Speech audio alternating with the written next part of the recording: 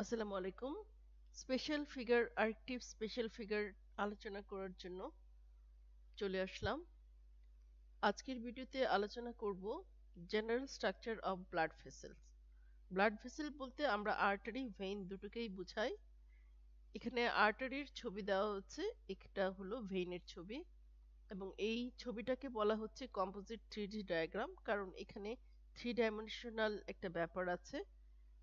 এবং বিভিন্ন লেয়ারে এক টিস্যুগুলো কিভাবে থাকছে সেটা বোঝানোর চেষ্টা করছে, যেটা নর্মাল ড্রয়িং এ আসলে থাকে না। তো আমরা প্রথমেই জেনে নেই, আমরা অলরেডি জানি একটা ব্লাড ভেসেলে উইদিন আউটওয়ার্ড তিনটা লেয়ার থাকে: টিউনিকা, ইন্টিমা, টিউনিকা মিডিয়া এবং টিউনিকা অ্যাডভেন্টিসিয়া। তো টিউনিকা মিডিয়ার ইন্টিমার ভিতরে কি থাকে? প্রথম ইনার মোস্ট লেয়ারটা লাইনিং এপিথেলিয়াম থাকে, endothelium, simple squamous epithelium, flattened cell, nuclei, flattened nuclei. তারপরে যে লেয়ারটা থাকে সেটা হলো সাব এন্ডোথেলিয়াল কানেকটিভ টিস্যু। এরপরে একটা লেয়ার থাকে, সেটাকে বলছে internal elastic lamina.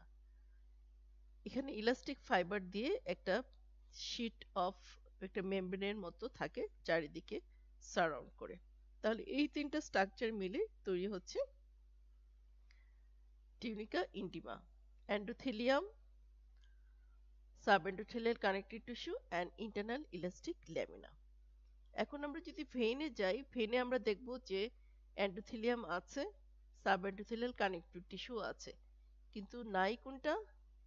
Internal elastic যে ল্যামিনাটা, সেই ল্যামিনাটা ভেইনে অ্যাবসেন্ট। এরপরে আমরা পরের লেয়ারে চলে যাই, এটা হলো টিউনিকা মিডিয়া।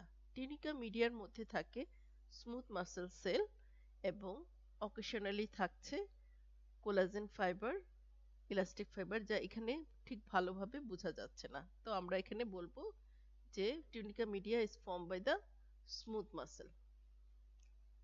এখন ভেইনের টিউনিকা মিডিয়া আমরা দেখতে পাচ্ছি, ভেইনের টিউনিকা মিডিয়াও স্মুথ মাসল দিয়ে তৈরি। তাহলে দুটোর মধ্যে পার্থক্য হলো, একটার হলো থিকনেস বেশি আর একটার থিকনেস কম।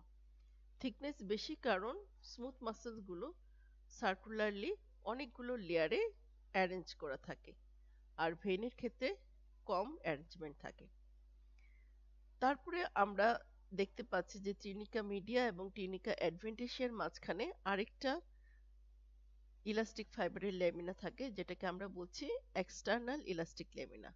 যেহেতু এটা ভিতরে থাকে, এটার নাম ইন্টারনাল, এটা বাইরে থাকে, এটা কে বলছে এক্সটার্নাল ইলাস্টিক ল্যামিনা, যেটা ভেইনে থাকছে না। এখন আমরা আউটার মোস্টে দেখতে পাচ্ছি অ্যাডভেন্টিসিয়া। অ্যাডভেন্টিসিয়া তৈরি হচ্ছে কানেকটিভ টিস্যু দিয়ে। আমরা দেখতে পাচ্ছি যে ভেইনের অ্যাডভেন্টিসিয়ার থিকনেস অনেক বেশি, এবং এই অ্যাডভেন্টিসিয়ার মধ্যে আমরা দেখতে পাচ্ছি যে ভাসা ভেসোরামটা আছে। ভাসা ভেসোরামের লোকেশন আমরা দেখতে পাচ্ছি ভেইনের ক্ষেত্রে এটা মোর নিয়ার দ্য ইনার সারফেসে থাকে, এবং আর্টারির ক্ষেত্রে এটা আউটার সারফেসে থাকে। এটার কারণ হলো আর্টারি অক্সিজেনেটেড ব্লাড ক্যারি করে, এবং ডিফিউশনের মাধ্যমে most of the wall of the artery কি হচ্ছে, অক্সিজেন সাপ্লাই পাচ্ছে ভিতরের যে ব্লাড আছে সেই ব্লাডের অক্সিজেন থেকে। সেজন্য শুধুমাত্র বাইরের অংশটা ভাসা ভেসোরাম থেকে অক্সিজেন সাপ্লাই পায়। কিন্তু ভেইনের ক্ষেত্রে আমরা জানি যে ভেইনে ডিঅক্সিজেনেটেড ব্লাড ক্যারি করে, সেজন্য খুব কম অংশই, ব্রেনের খুব কম অংশই ডিফিউশনের মাধ্যমে অক্সিজেন সাপ্লাই হয়, এবং most of the outer part থেকে outer part get oxygenated supply from vasa vasorum. এখন এখানে আর্টারি ভেইনের মধ্যে আরেকটা পার্থক্য যেটা, সেটা আমরা দেখতে পাচ্ছি ভেইনের মধ্যে ভালভ থাকে। এই ভালভগুলোর কাজ হলো তারা unidirectional flow of blood maintain করে। ব্লাড সবসময় নিচ থেকে উপরে যাবে, উপর থেকে নিচে যখন নামার চেষ্টা করবে তখন এই বাল্বগুলো কি করবে, তারা সোয়েলিং হবে, সোয়েলিং হয়ে এই নিচে নামার যে পথটা সেটা বন্ধ করে দিবে। তাহলে বাল্ব থাকছে, বাল্ব কিছুই না, রিডুপ্লিকেশন অফ দ্য এন্ডোথেলিয়াম। এই এন্ডোথেলিয়ামগুলো রিডুপ্লিকেশন করে এই বাল্বগুলো তৈরি করে এবং যেটা directional flow of blood maintain করে।